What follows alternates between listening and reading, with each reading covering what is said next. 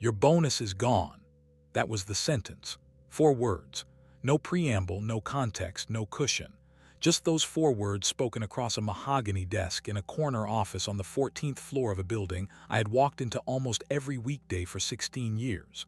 It was 4:12 p.m. I remember the exact time because the small digital clock on his shelf was angled just enough that I could see it over his shoulder. Bright green numbers. The kind of detail your brain locks onto when everything else feels like it's moving underwater. He smiled when he said it. Not a smirk, not a nervous smile, just a small, easy smile like he was telling me the coffee machine on the 3rd floor was being replaced. That's the part that stayed with me longer than the words themselves. The ease of it. The way it slid out of his mouth without weight, as if the sentence didn't contain 16 years of my life inside it. My name is Daniel Reeves. I'm 46 years old. I had spent the last 16 of those years building the operational backbone of the company he now ran. And for a full 3 seconds after he spoke, I didn't move. Not because I was shocked, though I was, but because I wanted to be absolutely certain I had heard him correctly. In rooms like that, on floors like that, with men like him, you don't get to ask people to repeat themselves. You either catch it the first time or you spend the rest of your career pretending you did. He leaned back in his chair, hands folded loosely across his stomach, still smiling that small, careful smile. It's a restructuring thing, Daniel, nothing personal. We're realigning the incentive tiers this cycle, and your role is being reclassified. Reclassified. Restructuring. Realigning. 3 words dressed up in corporate fabric to hide the same simple meaning underneath. Your work doesn't count this year. And the way he said it, the practiced smoothness of it, made it clear he had rehearsed those exact words before I ever sat down. I stayed calm. That's the part I keep coming back to. I stayed calm. Not because I felt calm, but because I had spent 16 years being the person other people relied on to stay calm. The person who didn't raise his voice when systems went down at 2 a.m. The person who didn't blink when a client threatened to walk during peak season. Composure had become a kind of muscle memory. And in that moment, sitting across from a man who had just erased a year of my compensation with a smile, that muscle held. I understand, I said. 2 words. No follow-up question. No pushback. He seemed almost disappointed. I could see it flicker across his face for half a second, that small twitch of a man who had prepared for an argument and didn't get one. He had probably rehearsed a response for every reaction. Anger, bargaining, silence. What he hadn't prepared for was acceptance. Real, unemotional acceptance. The kind that doesn't come from agreement. It comes from a decision already being made underneath the surface, faster than anyone in the room could see. Great. I knew you'd get it. He said, sitting forward again, already moving on to whatever came next on his schedule. He didn't ask if I had questions. He didn't offer an explanation for how 16 years of results could be quietly reclassified out of an incentive structure. He didn't have to. He had the title, the office, and the last word. And in his world, that was the entire equation. I stood up, thanked him for his time, and walked out. And by the time my hand touched the elevator button, I had already begun writing the ending of my time at that company in my head. The elevator ride down took 43 seconds. I know because I counted them. Not out of nervousness, but because counting was the only thing keeping my mind from racing ahead of itself. 16 years. That's what I kept circling back to. 16 years of showing up early, staying late, canceling vacations, missing dinners, sleeping with my phone on the nightstand because a system somewhere might need me at 3 a.m., 16 years of being the guy who fixed it before anyone knew it was broken. And that entire history had just been folded up and slid off the table with a smile and the word reclassified. By the time the elevator doors opened on the ground floor, something had shifted in me. Not anger. Anger would have been easier. Anger burns fast and clean. What I felt was quieter than that, colder. It was the sensation of finally seeing something clearly after years of squinting at it through a window I had convinced myself was clean. The window had never been clean. I had just been too close to it to notice. I walked out through the lobby the same way I had walked in that morning. Same security guard at the desk. Same faint smell of the espresso machine in the small cafe by the entrance. Same reflection of myself in the polished glass doors. But the man walking out wasn't the same one who had walked in. That's the part no one tells you about moments like this. They don't announce themselves. There's no music, no fade to black. You just cross an invisible line inside yourself, and everything on the other side of it looks a little different. My car was parked in the same slot I had been assigned for the last 9 years. Level 2, Row C, Space 17. I sat in the driver's seat with the door closed and didn't turn the key, not right away. I just sat there in the quiet, staring at the concrete wall in front of me, letting the sentence replay itself. Your bonus is gone. And underneath it, the smile. And underneath the smile, the word reclassified. Every layer of that moment stacked on top of the next until it stopped feeling like a single event and started feeling like an ending. I pulled out my phone. There was a name in my contacts I hadn't touched in almost 2 years, Marcus Hale. We had worked together in my second and third years at the company, back when he was still climbing and I was still learning what climbing even meant. He had left for a competitor about 7 years ago. Not just any competitor, the competitor. The one our sales team mentioned in every strategy meeting like it was a weather system on the horizon. He had risen fast over there. Last I heard, he was heading up their entire operations division on the east side of the market. Every 6 months or so, for the last 4 years, Marcus had sent me the same short message. When you're ready to talk, let me know. No pressure, no pitch. Just that one line, delivered like a door that stayed unlocked whether or not I ever chose to walk through it. I had always thanked him, always told him I appreciated it, always told him I was happy where I was. Some of that had been true, most of it had been habit. I looked at his name for a long moment. Then I typed 4 words. I'm ready to talk. I read the message twice before I sent it, not because I was unsure, because I wanted to feel the weight of it before I let it go. Then I pressed send. The message showed delivered almost immediately, and I sat there in the quiet of my car on level 2, row C, space 17, with my hands resting on the steering wheel and waited for whatever came next. Marcus called me back in 11 minutes. Not texted. Called. That, more than anything, told me how the conversation was going to go. Men like Marcus don't pick up the phone unless they're serious. And when he did, his voice had that low, steady tone that people who negotiate for a living develop over time. Not eager, not surprised, just present. Daniel. That was how he opened, just my name. Like he had been waiting for the message all along and wasn't going to waste the first 10 seconds of the call pretending otherwise. I figured today might be the day. I didn't ask him what he meant by that. I already knew. In our world, people talk. Not loudly, not publicly, but in the quiet corners of industry dinners and hotel bars during conferences. Marcus had probably heard rumors about the restructuring long before I sat down in that corner office. He may have even heard my name attached to it. That's how those things move. Sideways before they move down. Where are you right now? He asked. I told him I was still in the parking garage. He laughed once quietly.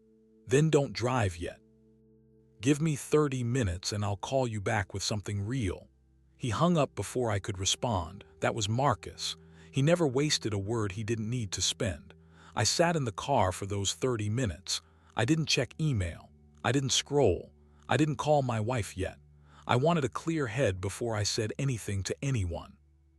Because I already understood, somewhere underneath the calm, that the next few hours were going to reshape the next 10 years of my life, and I wanted to walk into that reshaping with my eyes open. While I waited, I thought about the 16 years, not the highlights, the invisible parts, the Sunday nights I spent reworking process documents that no one would ever thank me for. The Christmas Eve I spent on a conference call with a client in Singapore whose system had gone down because of a bug my team hadn't caused but was expected to fix.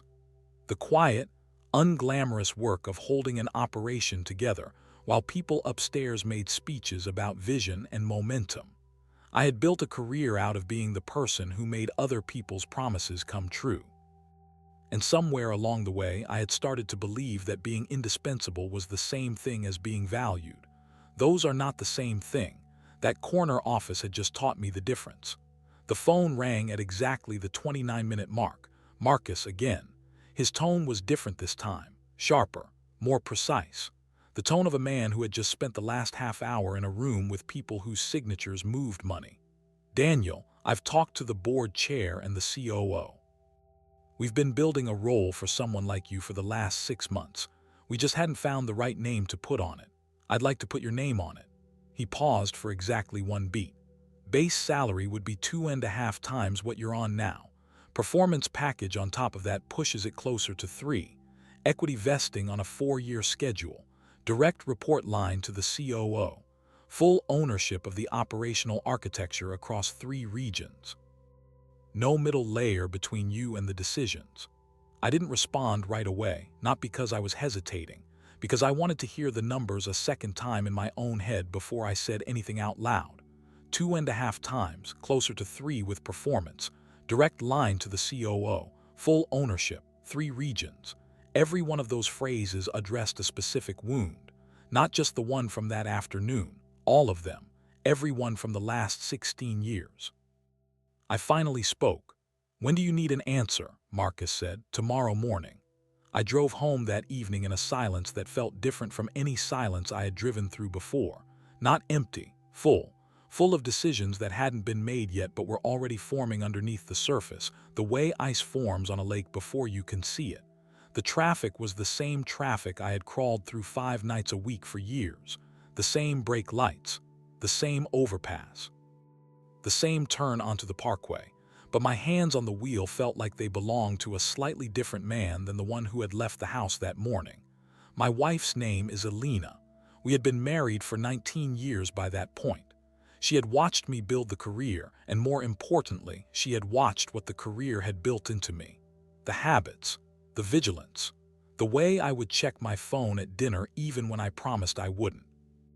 The way I would drift out of a conversation halfway through because some part of my brain was already 3 steps ahead, anticipating the next problem before it arrived. She had never asked me to stop. She had understood that this was who I had become, and she had built her life alongside that man patiently, without complaint. When I walked in the door that night, she was in the kitchen, chopping something. She looked up, and I saw her face change before I said a word. Not because I looked upset, I didn't. I looked calm. That was exactly what alarmed her. She knew my calm. She had learned to read the different varieties of it over 2 decades. The calm before a big meeting, the calm after a long week. The calm I used to protect our daughter when things were hard. This calm was different. This one had a decision inside it. "What happened?" she asked. Not "how was your day?" Not "you're home early." Just what happened, because she already knew something had. I sat down at the counter across from her and I told her everything. The corner office, the clock, the 4 words, the smile, the word reclassified, the elevator, the parking garage, the message to Marcus, the call back, the number, the 3 regions, the direct report line, the morning deadline.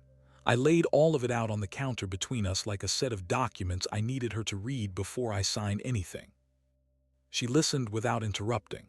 That was one of the things I had loved about her from the beginning. She let people finish their sentences. When I was done, she set the knife down. She wiped her hands on a small towel, and then she said something I hadn't expected her to say. "Daniel, I want you to answer one question honestly. If today hadn't happened, if he had given you the bonus you were owed and everything had been normal, would you have taken this call from Marcus tomorrow?" I thought about it for a long moment, and I told her the truth. "No, I wouldn't have." She nodded slowly. "Then today isn't the reason you're taking the offer. Today is just the reason you finally let yourself see it." That sentence landed in a way I hadn't expected, because she was right. She had watched me from a closer angle than anyone else in my life. She had seen the slow erosion long before I had been willing to name it. The missed promotions that were always explained with reasonable words. The younger men brought in above me with less experience and more polish. The gradual, almost imperceptible narrowing of my influence in the rooms where decisions were actually made. She had watched all of it. She had never pushed. She had just waited for me to see it myself. "Take the offer," she said. Just 3 words. But they carried the weight of 19 years of watching me and loving me anyway. I called Marcus back at 7:14 the next morning. He picked up on the first ring, which told me he had been sitting near his phone waiting for it. I said one sentence. "I'm in," he said one sentence back. "Welcome home." Then he told me the offer letter would be in my inbox within the hour and that his assistant would coordinate the paperwork through the end of the week. He didn't waste time celebrating. Neither did I. There was still a company on the other side of the equation, and I had a resignation to deliver in a way that reflected the professional I had spent 16 years becoming, not the one they had reduced me to the afternoon before. The offer letter arrived at 7:52. I read it twice. Every clause matched what Marcus had described on the phone. No hidden language. No performance triggers designed to disappear when it came time to pay them out. No vague references to alignment or restructuring buried in the fine print. Just clean, direct language written by people who understood exactly what they were buying and had no interest in pretending otherwise. I signed it at 8:04, scanned it, and sent it back before I finished my coffee. Then I drove to the office one more time. The same drive, the same parkway, the same overpass, but now I was carrying something different in my chest, not triumph. Something quieter and more useful than triumph. Certainty. I parked in level 2, row C, space 17. I walked through the lobby past the same security guard. I took the same elevator to the 14th floor, and I walked to the same corner office where the day before a man had told me my bonus was gone. His assistant looked surprised to see me without an appointment. I asked her if he had 10 minutes. She checked her screen, hesitated, and then nodded. He was between calls. She waved me through. He looked up from his desk when I walked in. Same office, same chair, same easy posture. He smiled the same small, careful smile he had used the day before. "Daniel, twice in 2 days, everything all right?" I sat down without waiting to be invited. I set a single folded piece of paper on the desk between us. My resignation letter, 2 sentences long, effective in 2 weeks per my contract, nothing more. He looked at the paper. He didn't pick it up. Not yet. He looked back up at me. The smile was still there, but something behind his eyes had shifted. That flicker again. The one I had seen the day before when I hadn't argued, except this time it wasn't disappointment. It was calculation. He was doing the math in his head faster than his face could hide it. 16 years of institutional knowledge, 3 regions of process architecture, client relationships built over more than a decade, vendor contracts I had personally negotiated, system documentation that lived in significant part only in my head. He was calculating the cost of the sentence he had spoken the afternoon before, and the number was climbing quickly. "Daniel." He said my name slowly, like he was buying himself half a second to think. "Let's not be hasty. Yesterday's conversation was preliminary. There's flexibility in these things. Let me talk to the CFO. I'm sure we can find room in the incentive structure to make this right." I looked at him for a long moment, not with anger, not with satisfaction, just with the clear, quiet gaze of a man who had already made his decision and was simply being polite enough to let the other person finish speaking. "There's no room to find," I said. "The decision is made.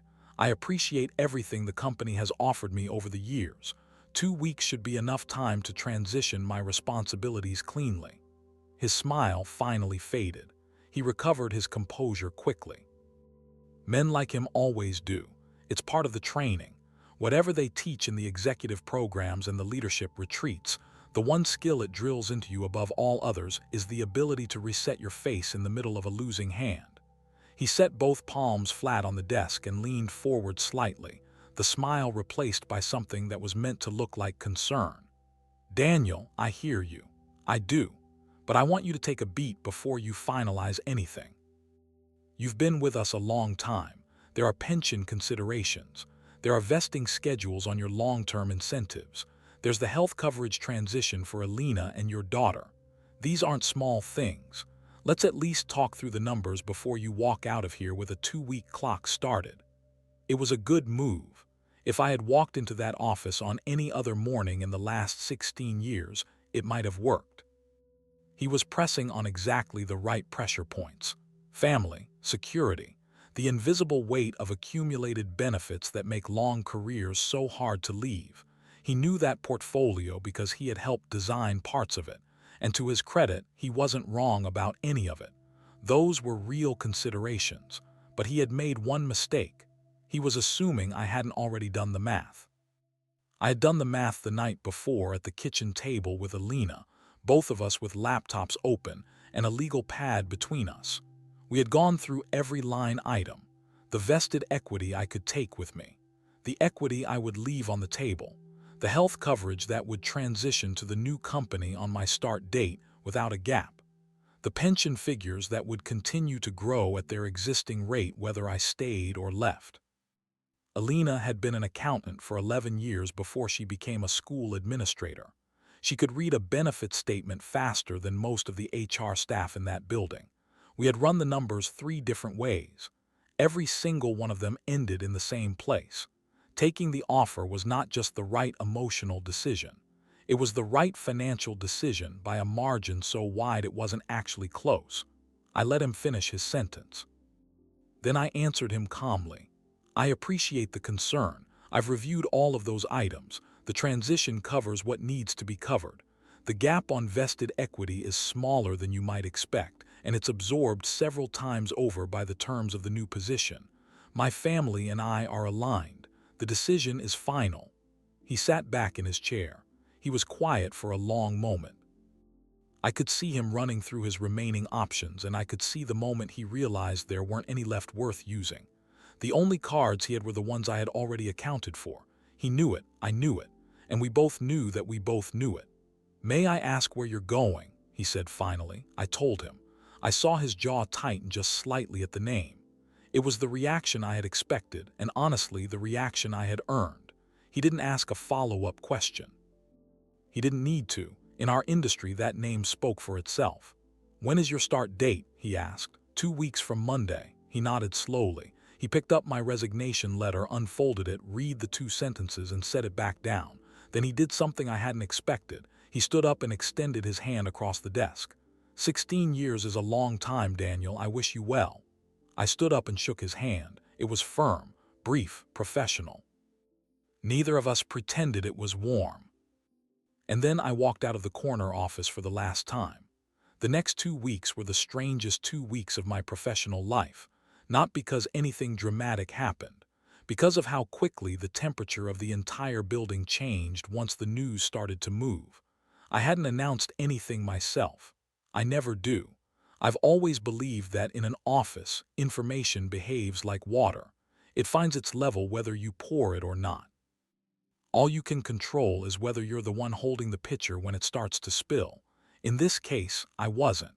My resignation went to him at 8:12 in the morning, and by 11:30 it had reached at least 4 people who had no business knowing about it yet. By the end of the day, it had reached everyone. The first person to appear at my office door was Priya Kaur. Priya had been my second in command for the last 5 years. Sharp, calm, deeply capable, and one of the few people in the building who understood the operational architecture at close to the same depth I did. Not quite the same depth, close. She stood in my doorway with her arms folded and a look on her face I had never seen before. Not shock, not sadness, fear, not for herself, for the systems. "Is it true?" she asked. I nodded once. She stepped inside and closed the door behind her without asking. She sat down in the chair across from my desk, the same chair she had sat in 1,000 times before during 1,000 different problem-solving sessions. She looked at me for a long moment. "Daniel, do they understand what's about to happen to this place?" I didn't answer her right away, because the honest answer was no, they didn't. The man in the corner office understood a version of it. He understood the org chart consequences. He understood there would be a period of adjustment. What he did not understand, because he had never been close enough to the work to understand it, was how much of the operation ran on undocumented judgment, on decisions I made in the moment based on 16 years of context that had never been written down anywhere because writing it down had never been part of anyone's priorities. I looked at Priya, and I made her a promise on the spot. I'm going to spend the next 2 weeks documenting everything I can, every process, every workaround, every vendor quirk, every client relationship note. Everything that lives in my head is going to live on a shared drive by the time I walk out.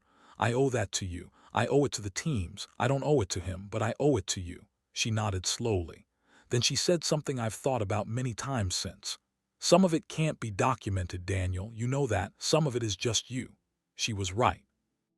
And we both sat with that for a moment before either of us spoke again. I spent the next 14 days doing exactly what I had promised her.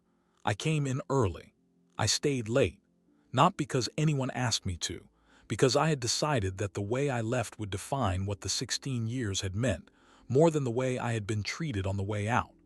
I wrote process documents that I should have been given time to write years earlier. I recorded video walkthroughs of systems that had never been captured on video before. I wrote a 40-page vendor relationship briefing that included the names of specific people at specific companies who would take my call in the middle of the night but might not take Priya's, at least not right away, and I told her exactly what to say to shorten that gap. I did all of it without a single complaint, and I did it because it was the right thing to do. 2 days into that transition period, my phone rang. The name on the screen made me pause before I picked it up. Richard Almeida, the CFO, the man who, according to what the man in the corner office had told me the day I resigned, had been part of the restructuring conversation that had zeroed out my bonus. Richard and I had a professional relationship going back almost a decade, not close but respectful. He had always struck me as one of the more reasonable executives in the building, careful with numbers, less theatrical than most of his peers. When he called me directly instead of scheduling through his assistant, I understood immediately that this was not a standard call. "Daniel, do you have 10 minutes? I'd like to come down to your office." Not summon me up. Come down. That word choice told me everything I needed to know about the temperature of the conversation before it started. He arrived 4 minutes later. He closed the door behind him, which was unusual for him. He sat down in the same chair Priya had occupied 2 days earlier. He didn't waste time with small talk. Richard never did. "Daniel, I want to be direct with you. The bonus decision that was communicated to you did not come from my office. I want you to know that. I was consulted on the aggregate budget. I was not consulted on the individual allocations. When I saw your name on the final list yesterday afternoon, I raised concerns. Those concerns were overruled. By the time I understood what had happened, you had already submitted your resignation." I listened without interrupting.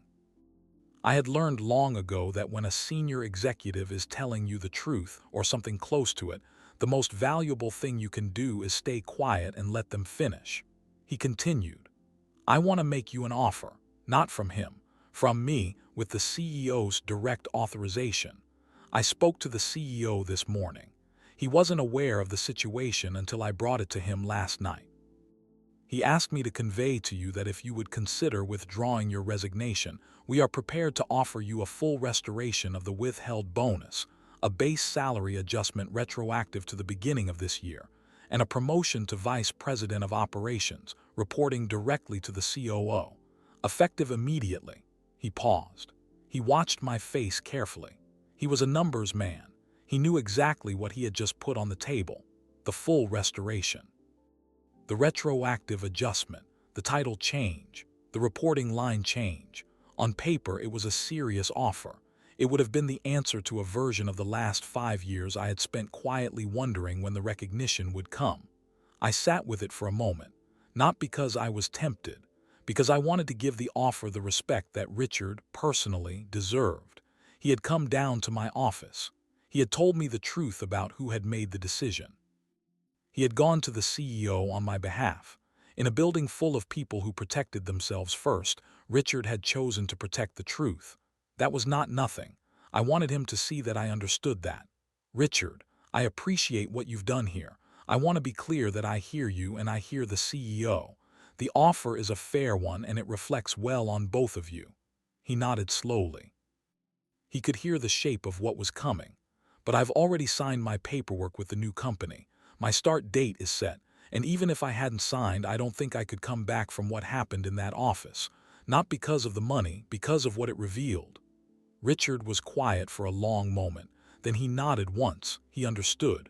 Richard stood up. He didn't argue. He didn't try a second angle. He was too experienced for that, and he had too much respect for me to insult either of us by pretending the offer could survive what I had just said. He extended his hand across the desk the same way the man in the corner office had, except Richard's handshake carried something the other one hadn't. Regret. Not for himself, for the company, for what it was losing and for the way it had chosen to lose it. Daniel. If the day ever comes when the situation is different and you want to have a conversation, my door is open. That's not a formality. That's a standing offer. I thanked him. He walked out, and I sat alone in my office for a long moment afterward, thinking about how strange it was that the most human conversation I had experienced in that building in years had come 2 days after I had already decided to leave it. The rest of the 2 weeks moved the way water moves toward a drain.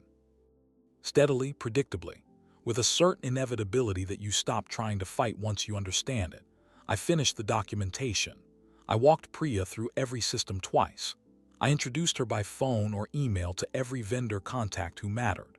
I sat down with 3 of my most senior clients individually and told them in careful, measured language that I was moving to a new role and that Priya would be their new point of contact. I did not tell them where I was going. 2 of them figured it out anyway.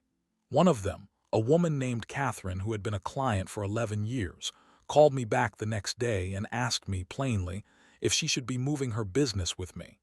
I told her just as plainly that she should make the decision that was right for her company and that I would not be soliciting her either way.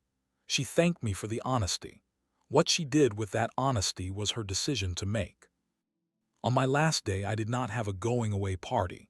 I had asked Priya to make sure there wasn't one, not because I was bitter, because I had spent 16 years watching people be ushered out of that building with sheet cakes and rehearsed toasts, and I did not want that to be the final texture of my time there. I wanted the last day to feel like every other day. Ordinary, professional, complete. At 4:12 in the afternoon, I noticed the time. I noticed it the way you notice a small coincidence that isn't really a coincidence. Exactly 2 weeks earlier, at exactly that minute, a man in a corner office had told me my bonus was gone.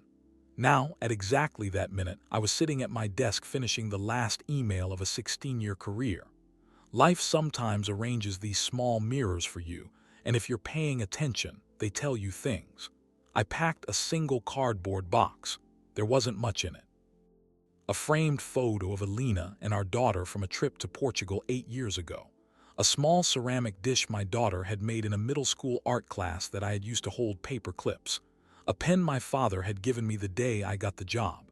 3 books off the shelf that had been mine, not the company's. That was all. 16 years fit into a box you could carry with one hand. I walked out through the lobby past the same security guard. He nodded at me the way he always did. He didn't know it was my last day. I didn't tell him. I walked out the glass doors and I did not look back at the building. My first day at the new company started at 8:00 a.m. on a Monday. Different building, different lobby, different security desk. The espresso machine in this lobby was on the left instead of the right. Small things. The kind of small things you notice when you're paying attention because your senses are turned all the way up on a first day the way they haven't been in almost 2 decades.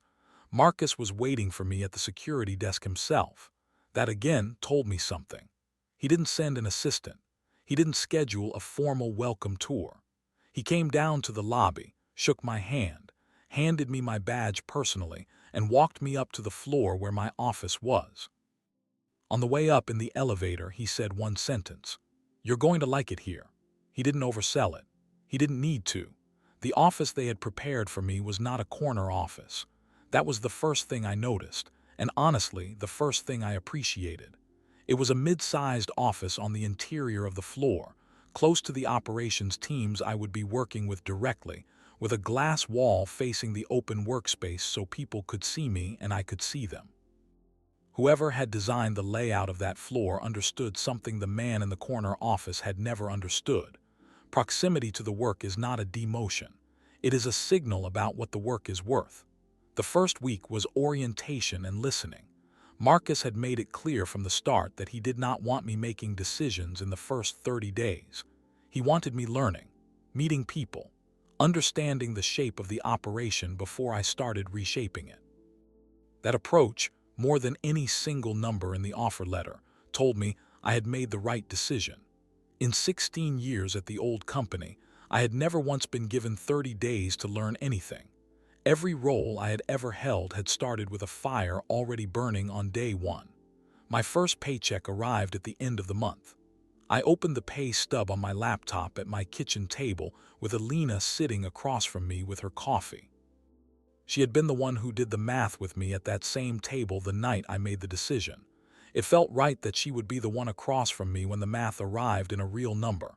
I turned the laptop so she could see the screen. She looked at the number. She looked at me. She did not say anything for a long moment. Then she reached across the table and took my hand. 16 years, she said quietly. And it took 2 weeks to be paid what you were actually worth. She was right. That was the whole story in one sentence. I have thought about that corner office many times in the months since. Not with anger, not anymore. With a kind of quiet gratitude that surprised me the first time I felt it. Because the man behind that desk had done me a favor he never intended to do. He had, in one four-word sentence, freed me from a version of my career I had been too loyal to leave on my own. Loyalty is a beautiful thing when it is returned. When it is not returned, it becomes a cage that you have decorated so carefully over the years that you forget you are inside of it. He had rattled the bars hard enough that I finally looked up and saw them. If you have ever sat across from someone who treated your work as invisible, I want you to hear this clearly. Your value is not what they decide it is. Your value is what the market says it is when you are finally brave enough to ask. Ask. If this story reached you, leave a comment, share it with someone who needs to hear it, and subscribe for more.